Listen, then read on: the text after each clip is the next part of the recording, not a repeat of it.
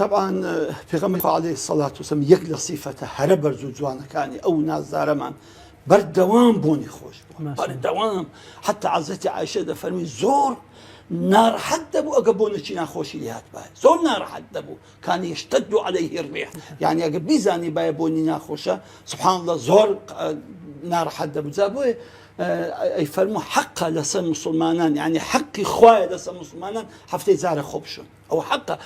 ئەو ڕۆکە دەبینی الحەمدولله حەمام هەیە، تەرتیباتی جوانترە، ئاوی گەرم هەیە، دەبینی ئینسان بەردەوام خۆی خاوێن کات. و ئافرەتیش مامۆستا جەوەر ئافرەت ئەو پیاوەی خۆش دەوێت کە خاوێن و باوێن بی.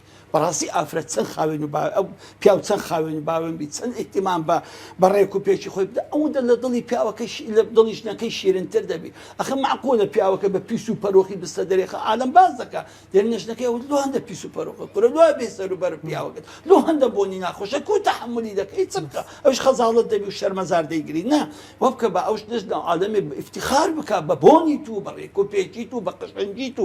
زەبەڕاستی کو ئەمە حەزمالەی خێزانەکەمان جوان بن وەنیا زانە پیاوەم ئافرەت پیاو حەز دەکات کە دەستەوە ماڵی ئافرەتەکەی لەو پەڕی ڕازاوە و جوان بی.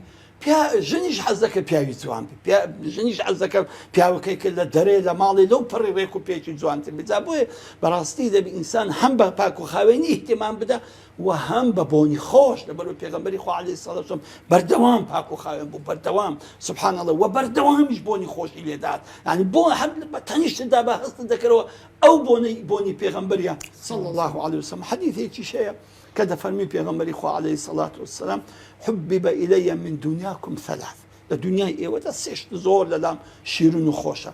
يكمين أفرت دوامين طيب النساء والطيب وجعل قرة عين في الصلاة. يكمين أفرت دوامين بوني خوش سيم بالبلي تساوم، يعني بالبلي هردو تساوم نويشة.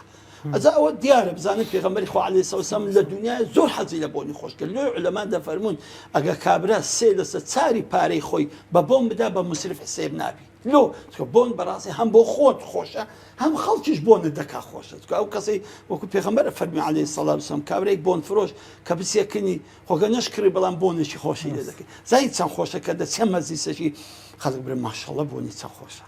ويانا يعني أصحاب هبوني تايبتي هبو دو كوران يشتان ندهات بيشوي بيتن دو كوران دورتبو خلق نقول والله أو بوني مصعبية أو بوني فلانية بس أو نب اهتمامي ببوني خوش ما شاء الله لسه بون زورة يعني كز عذريني بون زورة وهرزانش أو بوني خوتي زورة سند بون يكشو شيء بقرب بس يجبان قدك ويانا تاو بردوام كده يدري بونش خوش ده خوده هم بخود براسي بوني خوش دلت خوش دكا هم دلي خلتش خوش دكا.